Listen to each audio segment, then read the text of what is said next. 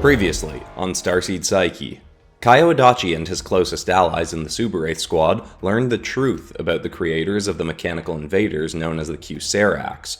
A group of humans calling themselves the Commission had found a facility called the Alrakua, buried in ancient Egyptian times by a Cusidian named Inavrian, who left it behind in the hopes that humans would use it to print technology that they could learn from and help them evolve and become a spacefaring civilization.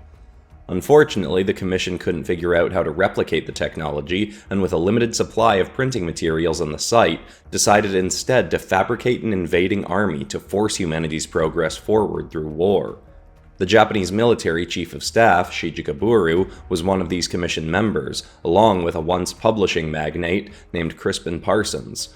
Parsons thinks he's a starseed like Kaio, and using that information, Kaio manipulated him into helping the group of Super-8 soldiers escape the Alrakua. They're now in space in Crispin's ship, along with his 1.11% of the printing supplies he was taking as payment for his involvement in the war.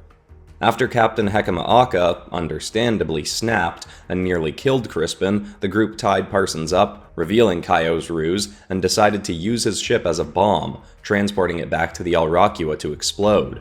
Before they can do that, they're going to land, remove the printing machine from the ship, and allow Toshiko Yamada to build them all weaponry, with which to go after the last of the Coherence, and try to reveal to their other fellow soldiers and to the world that the Commission was actually the group behind the attacks, clearing the name of the Cusidians who have been accused.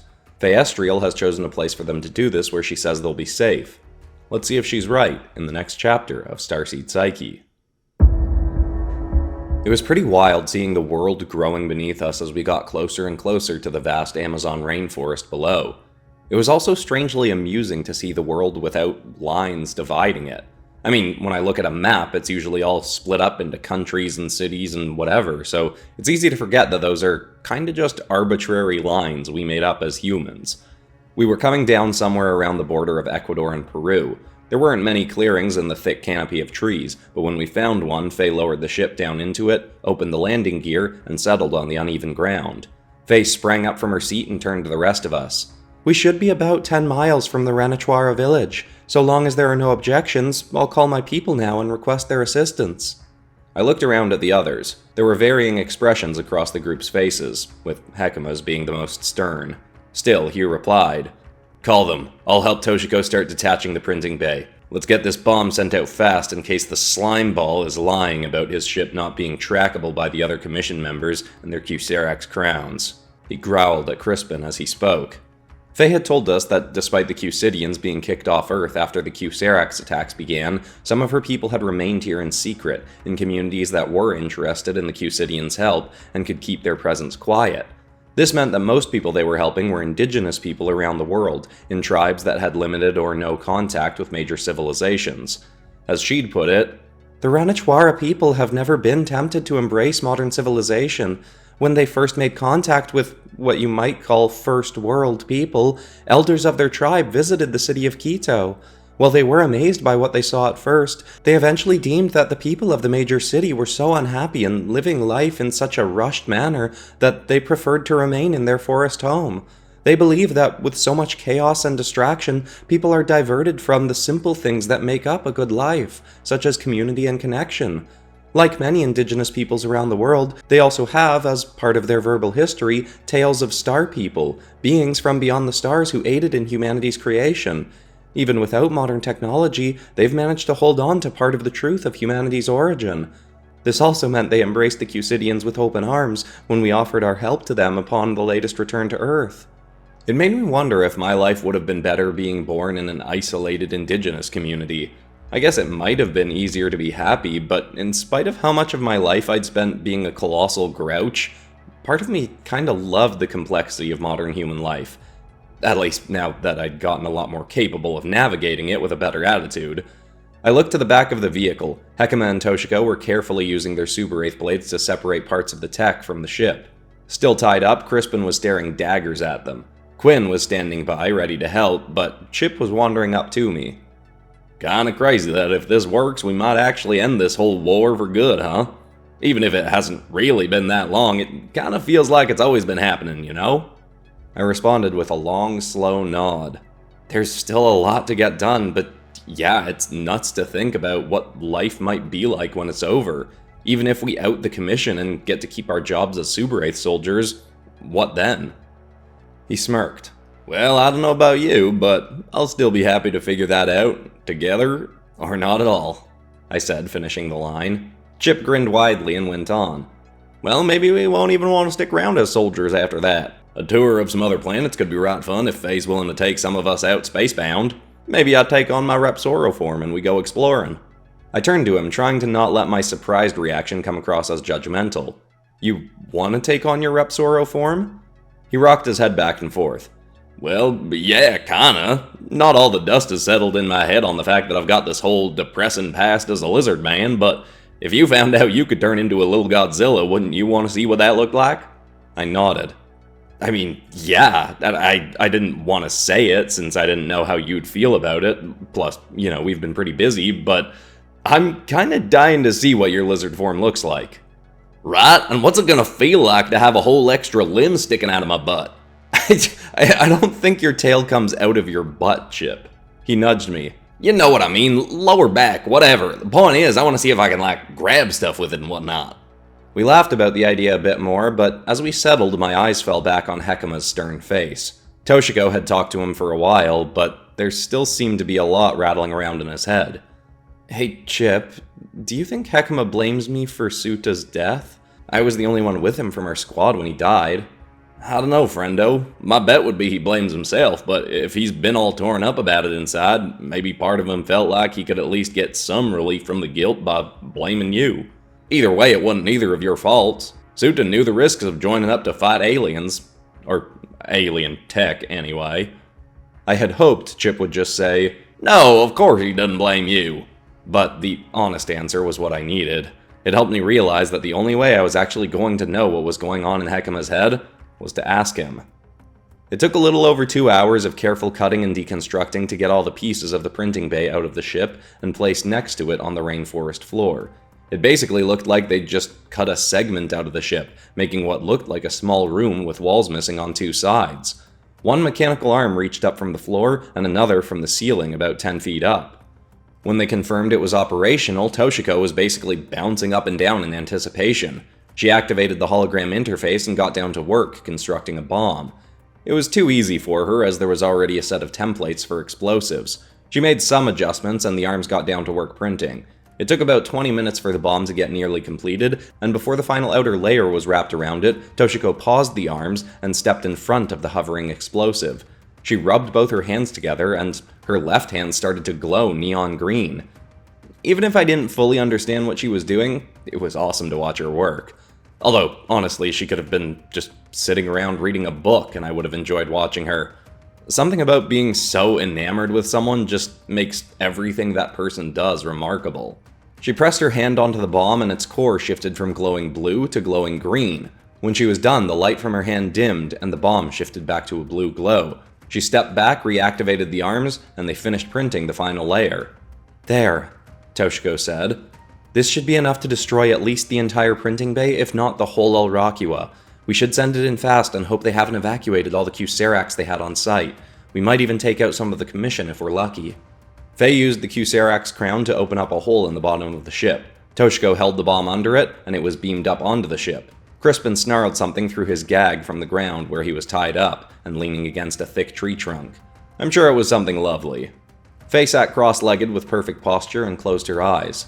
I feel the connection to the explosive device. I feel the connection to the ship, and I am doing my best to connect to the center of the Alrakua to ensure I transport the ship to the right place. It would be greatly appreciated if everyone would remain silent as I focus.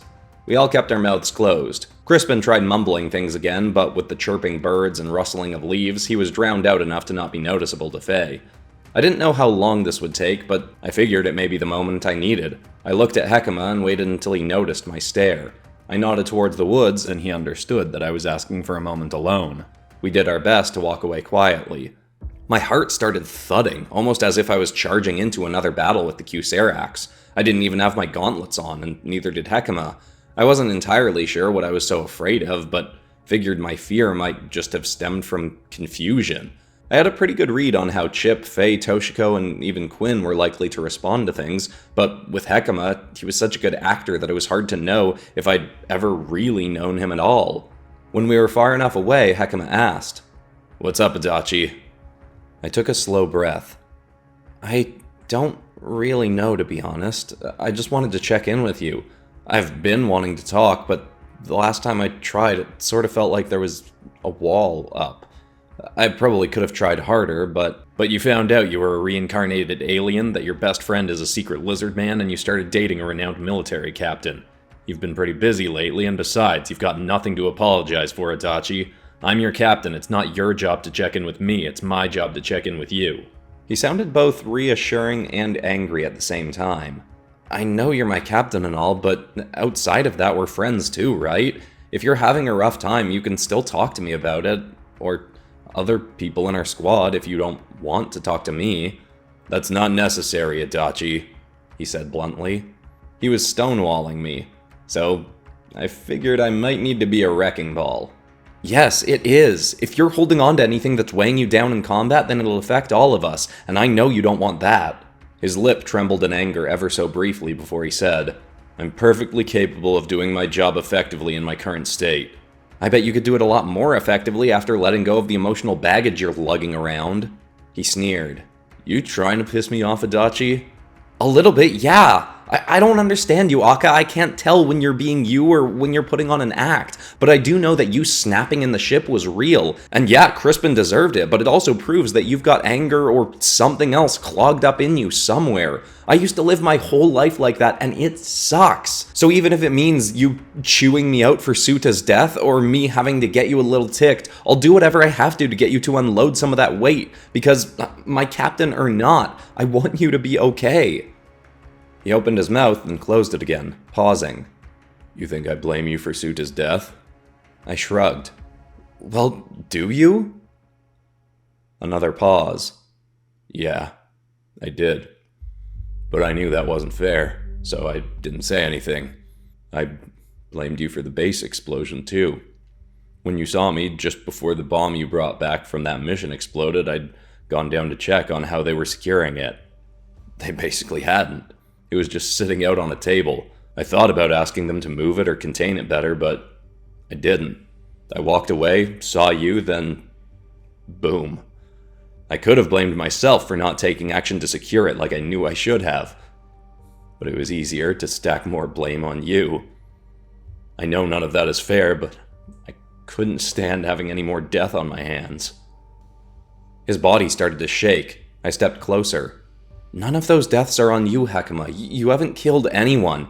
He stepped farther back. "Yes, I have. You just didn't know me then." I paused. I didn't know how to respond to that.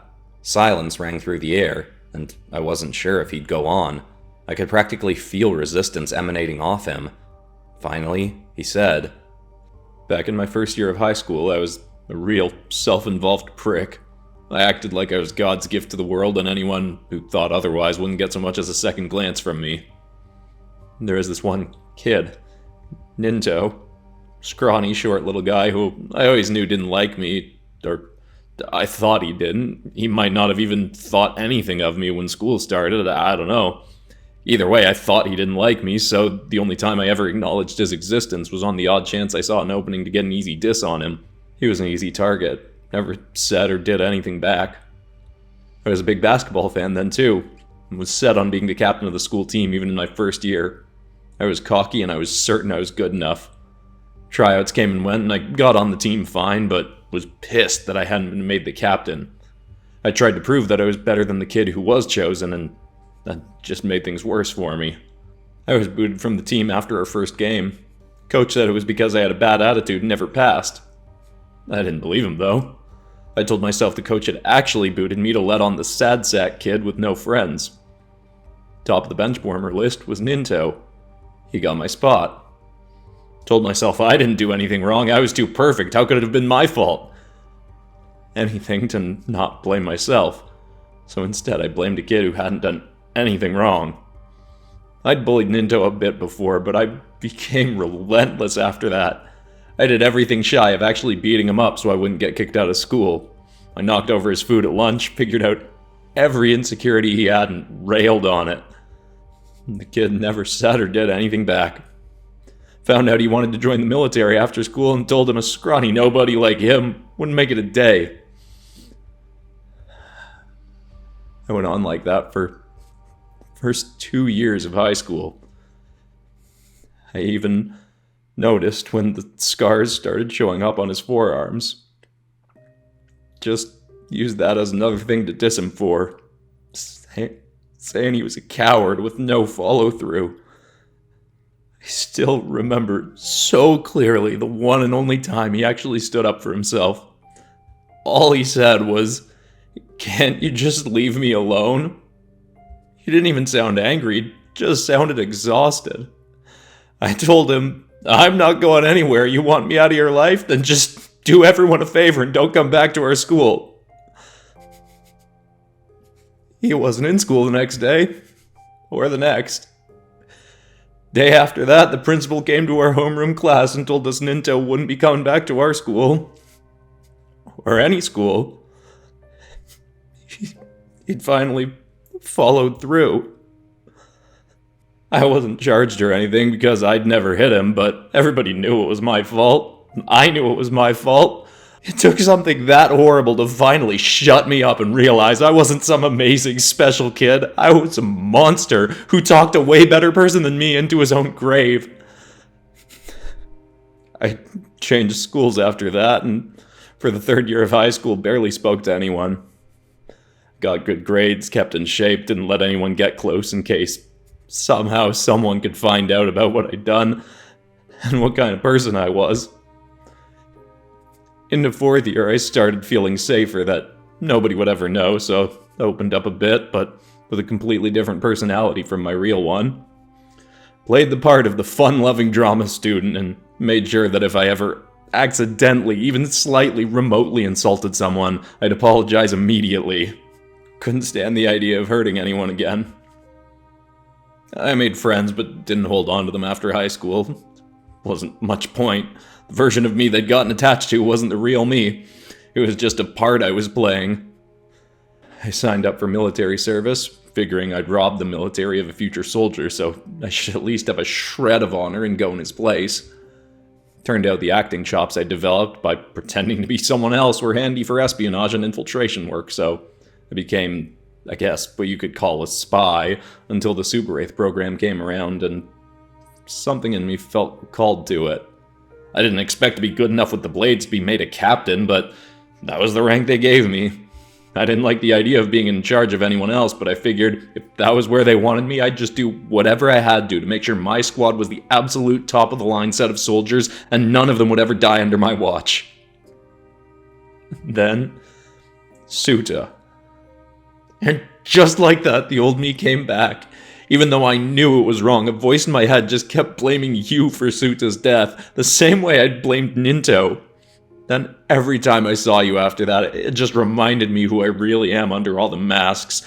No matter how hard I try to pretend I'm something else, I'll always be the bully who killed that poor kid who never did anything to me and was just living his own life, minding his own business. That's why you don't get me. That's why you don't know the real me. I didn't want you to. I don't want anyone to. I'd rather not even know the real me.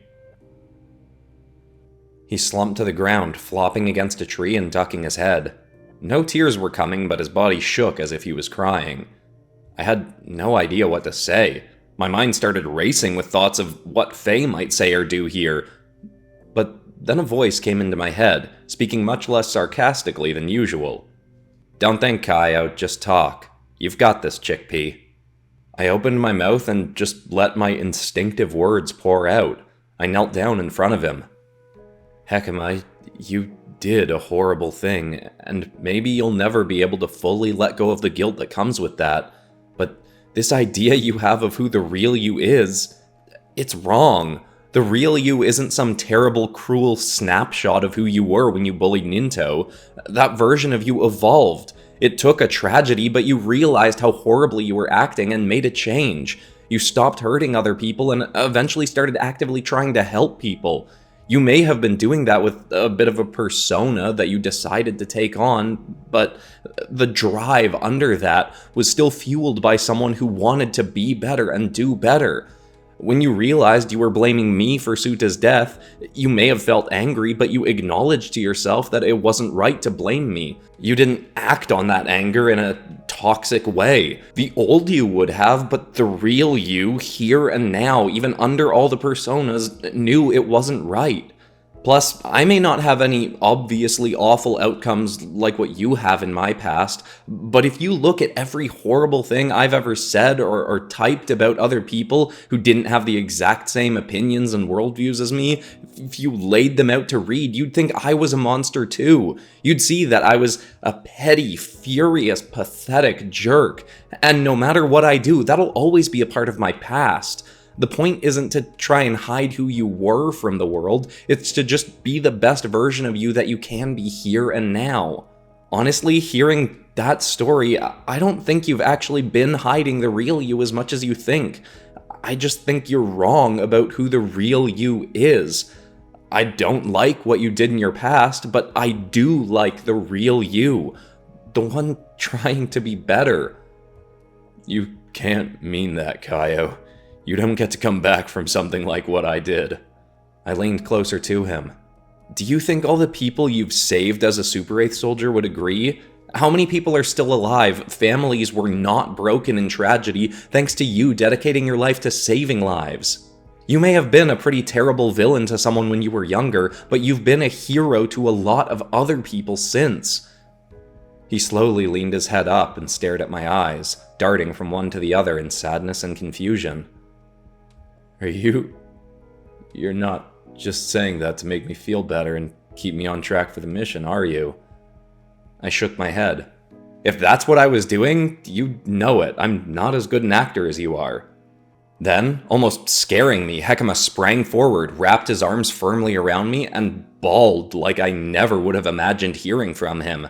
A decade of shame and guilt and fear was pouring out of his eyes, and I just let him go as long as he needed. I couldn't pretend there wasn't a part of me that got angry picturing Hekima bullying that poor kid, but I knew he was better now. It also made me think about every time I typed the words, "Go kill yourself," to a random person I didn't know online. I had no way of knowing if those people were depressed and teetering on the edge of actually doing that themselves. For all I knew, I had been the final nudge that pushed someone a little too far. The thought chewed up my stomach, but I knew I had to do exactly what I just advised Hekima to do. I had to keep moving forward as a version of me who knew better.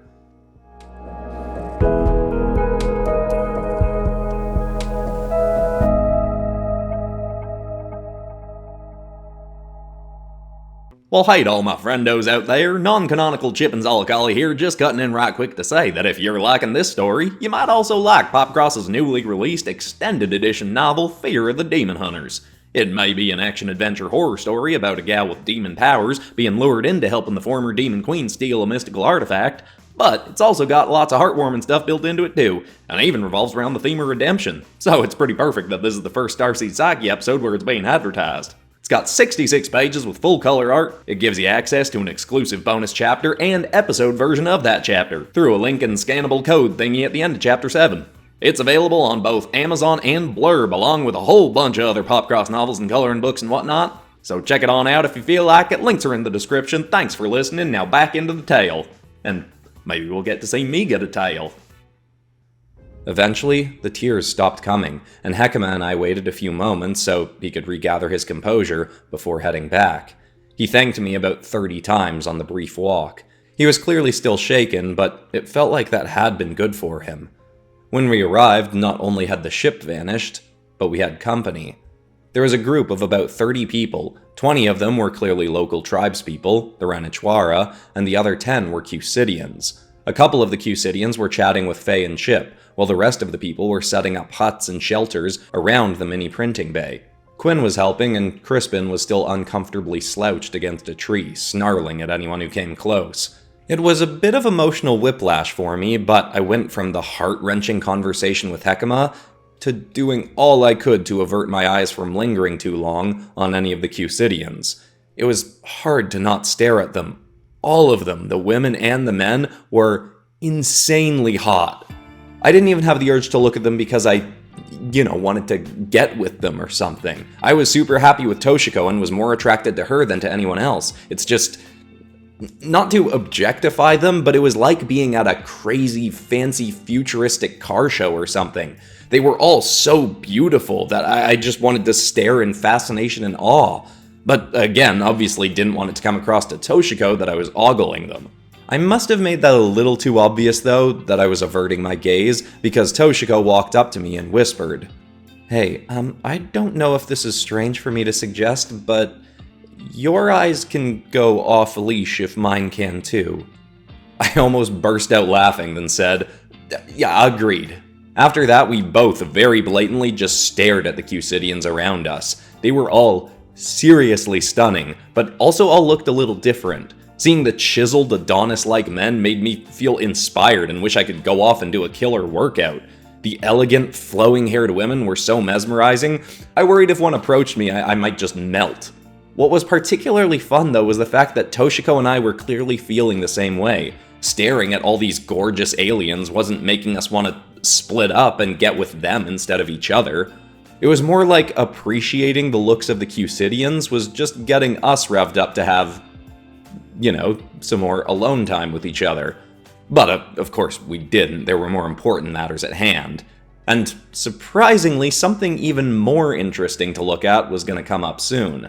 After a few minutes of walking around the camp in awe, Faye brought me over to the Cusidians she and Chip were talking to, while Toshiko got down to work making our new suits and weapons. Once I'd approached, I noticed that Chip had a bit of a nervous, excited expression. Faye gestured to the people before us. "Kaio, this is Kestor and Skoralda. Skoralda is a channel who can call upon a collective of our people's spiritual ancestors for guidance and wisdom. She was just offering Chip and Sol an interesting opportunity." Skoralda pressed a finger against the middle of Chip's forehead and rested the other hand against the center of his chest. "We see your concealed form. We can feel the technology that holds you in this one. We can feel your desire to see who you once were. With the aid of a Coherence healing circle, we can grant you a near-painless transformation, if you so choose." My jaw dropped and I stared at him in excitement. That's a pretty crazy coincidence. We were just talking about how we wanted to see Chip's Repsoro form. Skoralda lowered her hands. "Coincidence is an illusion, only perceived due to our lack of ability to see the interconnectedness of all things." Chip stammered excitedly. "Well, I don't want to impose. We've got a lot of work we need to do, but if Ms. Yamada is going to take a while to make us some new weapons, and, you can turn me back to this form before the mission, I'm absolutely down to swap into my lizard side." Skoralda chuckled pleasantly at his excitement. "Wonderful. When the camp is built, we shall gather the circle." Chip and I both chattered excitedly with each other as we helped with the camp. When we were nearly finished, I asked Faye, "Hey, what is a Coherence healing circle?" "Well, generally it is when a group of people channel and activate the healing energy that exists within all of us. With a unified vision and intention, that group can guide the energy to heal injuries and disease in the person at the center of the circle, and in turn, often even end up healing their own ailments. Everyone's body has the capacity to heal itself from anything, and the circle simply helps break down the barriers that prevent people's bodies from moving forward with the healing they need." My eyes shot open. "That's awesome! Is that a power that I'll get as a Cusidian Starseed too?" She chuckled. "This isn't a Cusidian-specific ability, Kaio. Humans have always had the capacity to do this, and there are already communities in your world that do, though often with less success than my own people. The difficulty is that humans are raised with very limiting beliefs that keep many of you from accessing the divine energy that you are all inherently connected to beneath the layers of ego that often conceal it from you. Every human has the capacity to be a healer and to be healed, they just don't know it. Limiting belief means limited power." That was a pretty trippy idea, but also had me wondering why a healing circle would help Chip transform. Faye didn't have an answer to that question, but Skoralda either heard me asking or just somehow knew I was thinking about it because she wandered over and said, "Chip and Sol's body is being held in an alternate state in which it is not meant to be. The technology accomplishing this is quite remarkable, but it forces his form into a structure in which he cannot fully thrive. Imagine being made to wear a shoe that is 3 sizes too small for an extended period of time. The pain and tension that would come with that would likely come to feel normal to you eventually, but that does not mean it is better to keep the shoe on than to remove it. Okay, I guess that makes sense, I replied. But wouldn't that mean the healing circle won't have the ability to change him back? Scaralda smiled softly. There is no need to worry about that. The response seemed a little bit cryptic and unsettling, but Scaralda's voice just had such a soothing effect that it made me accept it as truth. When the camp was set up, Scaralda gathered a couple of the Cusidians, 7 of the tribespeople, Fae, and even me to partake. Before we began, though, Scaralda closed her eyes and shook her head around in an odd manner, then smiled. She walked away from the circle for a couple minutes, and I wasn't sure what was going on. Then, she returned with Hekima, who looked hesitant to join but was coming all the same. He stood next to me, looking nervous. I gave him a nudge and a reassuring nod. He smiled slightly back. Scaralda gave the instructions in both the language of the tribe and in Japanese so Chip, Hekima, and I could understand. The Cusidians already seemed to know the routine. Chip was lying on the ground with the rest of us standing around him. We were all instructed to hold our hands to our heart centers, close our eyes, and listen to a melody sung by Scaralda, and feel the healing energy arising. I didn't know what that meant until I felt it. At first, it seemed like it was just me making up that I was feeling something. Part of me doubted that I could really help with this, but then I thought about what Faye had said. Limiting belief means limited power. I accepted that this was something I could truly help Chip with, and soon, the energy of the circle was undeniable. I felt almost uncontrollably excited and comforted at the same time. Even though we were meant to target this energy towards Chip, I could feel random aches and tension in my own body melting away. After a few minutes, we were instructed to aim our hands towards Chip, palms first. We had to keep our eyes closed, but it felt like a beam of light was shooting out of me. Without even understanding why, I started to cry. I couldn't stop it, but also didn't want to. It felt more like happy tears than sad ones, but I couldn't pin down one specific emotion causing it. I also heard Hekima sniffling next to me, and could tell he was crying too. We continued like that for I don't really know how long, but it was such a beautiful feeling that I didn't care how long we went on. Eventually, I heard Chip laughing. It started quiet, then got louder until he was hysterical. I wanted to open my eyes, but didn't, knowing I'd be told when I was supposed to. Chip's laughter started to fade eventually, as did Scaralda's singing. My tears also stopped, but my whole body continued to buzz, like I'd had a soothing massage and then 6 espresso shots. Finally, Scaralda said, "It is done. Thank you, everyone. You may rise, Chip and Saul." I opened my eyes and first saw the tear-stained faces of everyone around me, then whipped my head down to look at Chip. "Well, y'all, how do I look?" "Chip, seriously? You look so freaking cool!"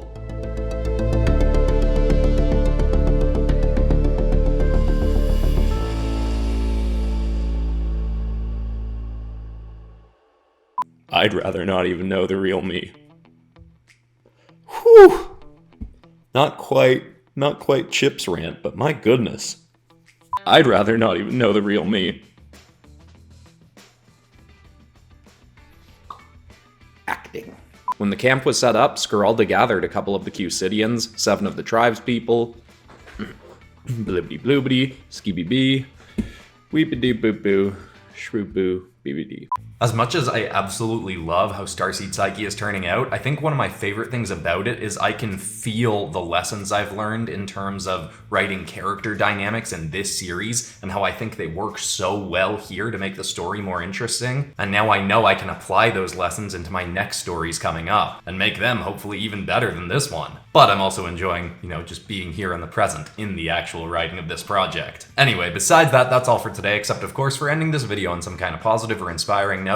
And the thought I want to leave people with today is actually a line that was a pretty last-minute insert, but really resonated with me. The thing Faye said about limiting beliefs means limited power. Your ability to succeed at anything, career-wise, healing-wise, fitness-wise, is directly related to your belief that you can achieve the thing you're going after. Because if you don't work at genuinely convincing yourself and believing that you can succeed at that thing, you will subconsciously find ways to sabotage yourself and not get to the success you're after. True belief in yourself is a genuine power. I hope that's inspiring. I love you all, and I'll see you all in the next episode on Friday. Goodbye.